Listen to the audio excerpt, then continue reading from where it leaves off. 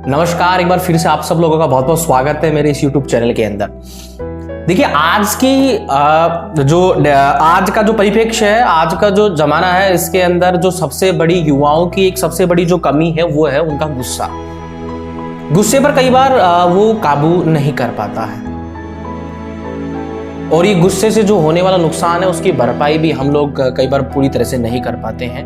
उसका जो अंत होता है वो हमेशा हमें एक बहुत ही गलत तरीके से, बहुत ही शर्मिंदगी के साथ में हमें झेलना पड़ता है। गुस्से में लिया गया हर फैसला हमें हमारे आने वाले भविष्य के अंदर हमें कहीं ना कहीं शर्मिंदगी महसूस करवाता है। इसी के ऊपर एक छोटी सी कहानी मैं आप लोगों के बीच में लेकर के आया हूँ। अगर आपको ये कहानी पसंद आती है तो वीडियो को ज़्यादा से ज़्यादा आप लोग लाइक करना, शेयर करना अपने दोस्तों के साथ में। और एक चीज़ और, आप सब लोग वीडियो देखते हैं लेकिन आप लोगों ने जिसने अभी तक चैनल को सब्सक्राइब नहीं किया है तो प्लीज़ और प्लीज़ उस चैनल को सब्सक्राइब कर दें। इसी के साथ में घंटी का जो आइकन है उसको भी आप प्रेस कर दीजिए ताकि मेरी जो भी मोटिवेशनल स्टोरी या कोई एजुकेशनल आपके पास में वीडियो आए तो वो सबसे पहले उसका नोटिफिकेशन आप लोगों के बीच में पहुंच जाए। चलिए कहानी की शुरुआत करता हूँ। कहानी का जो शीर्षक है वो ये है कि गुस्से से कैसे जीते। इस कहानी के माध्यम से आप लोगों को मैं बताने की कोशिश करूंगा। एक छोटा बच्चा था, उसको बहुत ज्यादा गुस्सा आता था। उसका पूरा परिवार जो था वो उसके बहुत अत्यधिक गुस्से से, उसके गुस्से आने से बहुत ज्यादा दुखी थे।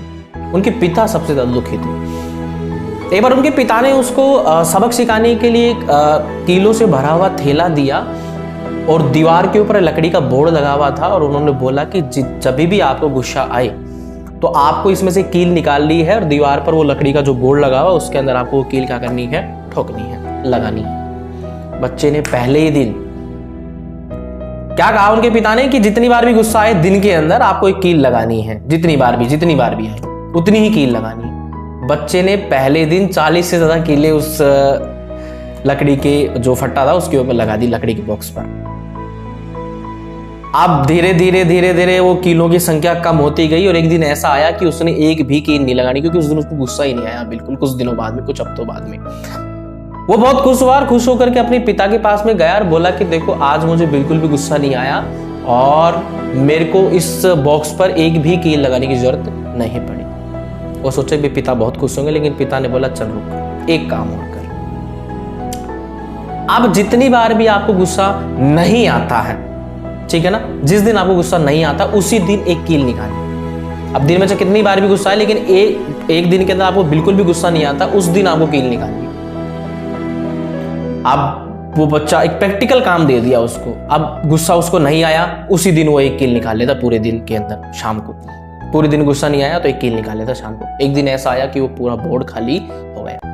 वो बहुत खुश हुआ और खुशी जाके अपने पिता के पास में गया और पिता को बोला कि मैंने सारी कीलें निकाल दी, मुझे अब गुस्सा नहीं आता। उसके पिता अंदर से बहुत खुश थे, लेकिन उस बच्चे को पकड़ा और उस बॉक्स के पास में ले गए और बोले कि आपने जितनी भी कील इसके अंदर लगाई थी और उन कीलों से इस लकड़ी के बॉक्स में देखिए किस प्रकार से छिद्र हो गए, कैसा नुकसान हो गया इसको।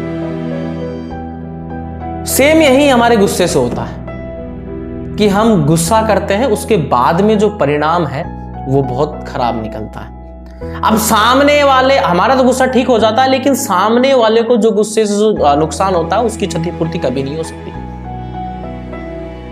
तो कुछ ऐसा प्रैक्टिकल काम करिए जिससे आपको गुस्सा बहुत कम आए। अपने गुस्से को शांत रखिए।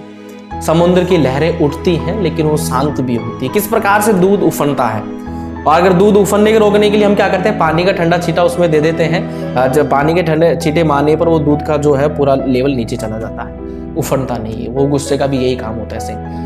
इससे हमें प्यारे बच्चों एक ही हमें शिक्षा मिलती है कि गुस्से की जो शुरुआत होती है, ध्यान रखिएगा, गुस्से से की गई हर शुरुआत हमें शर्मिंदगी से झेलनी पड़ती है। उसका जो अंत होता है वो हमेशा किससे होता है, शर्मिंदगी से। गुस्से से की गई हर शुरुआत का अंत हमेशा शर्मिंदगी से होता है। इसलिए जीवन में कभी गुस्सा मत करिएगा, हमेशा खुश रहिएगा, बिंदास रहिएगा और जबरदस्त रहिएगा। ये जीवन है, इसको जिए। भगवान ने बहुत ही सुंदरता से हमें बनाया है। भगवान ने हमें बहुत सारी टैलेंट हमें दिया है। उस टैलेंट का लोगों के सामने लेकर के आइएगा, तरह तरह की अपनी क्रिएटिविटी लेकर के आइएगा। बहुत बहुत धन्यवाद।